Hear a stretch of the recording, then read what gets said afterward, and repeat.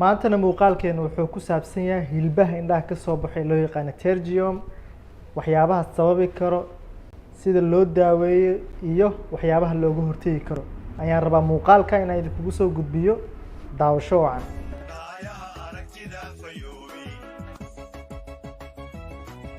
mar kale waa anigoo Dr. Yaxya ugu barteen muuqaalada ku saabsan indhaha iyo aragga. haddii aad markuu horeyso muuqaalada daawatid subscribe saar, sidoo kale like noo saar. hilibka indhaha ka soo baxay loo yaqaan pterygium ayaa laga yaabaa marka koowaad in meesha roocad hilib ka soo baxo inuu ku bilaawdo, oo marka qaar laga yaabo benjikuela inay u eg tahay hilib yar oo kuusan, si tartiib ah oo ugu fidaayo meesha roocad ayuu ka soo bilaabmaya inta badan dhanka sanka ah, si tartiib ah ugu fidaayo ilaa uu gaaro meesha yar madow ee cornea loo yaqaano. kadibna laga yaabo ilaa bu'da yar ee madow ee isha aragga qaabilsan in uu xiro. qaabku uu eg yahay ayaa ah sida saddex xagal.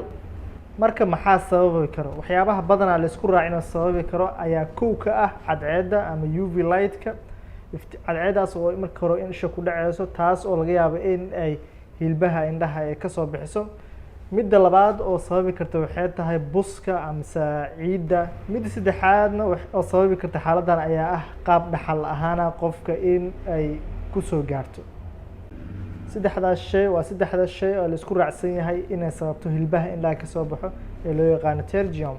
caadi ahaan dadka aadka ugu badan ee xaaladdan leh ayaa ah dadka kalluumaysatada, dadka beeraleyda ah, ama dadka inta badan meel cadceeda inta badan ku shaqeeyo oo si toos ah ugu dhaceyso cadceedda ama meelaha buska joogo.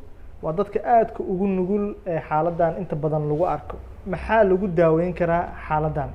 markii ay xaaladdan ay soo bilaabmayso oo weli aynan gaarin qaybta madow ama bu'da yar ee isha aragga qaabilsan ee loo yaqaano pupil intay gaarin ka hor, waxaa inta badan aada loo isticmaalaa wajooyin markaa dexamethasone ah oo markaa lagu guraayo fididda ay fideyso ilaa xad ka hortagayso. laakiin waxaa muhiim ah inuu dhakhtar indhaha markaa gacanta ku hayo, sababtoo ah goojadan laftirkeeda haddii uu dhakhtar la socono mar walba iska isticmaashid, waxaa laga yaabaa in uu pressureka indhaha kor u qaado oo markaa aragga dhibaato u gaarsiiyo. laakiin markii ay sii fido ee meesha yaro ee madow gasho, markaa waxaa qasab noqonaysa markaa in qaliin loo sameeyo yaqaano excimer laser oo hilibka lagu jaraayo. xilliga markaa qaliinka la sameynaya dhakhtarka markaa bukaanka wuxuu usoo jeediyaa hilibkaas la guray in uu dib usoo laaban karo, weliba asoo si xuuli ah sida hore ka laaban karo inay suurtoobayso. markaa inta badan markuu hilibka indhaha ka soo baxo, badanaa qaliinka markaa laguma dedego, oo waxaa keliya qaliinkan loo dhigtaa markii uu aragga uu saameyn uu ku sameeyo.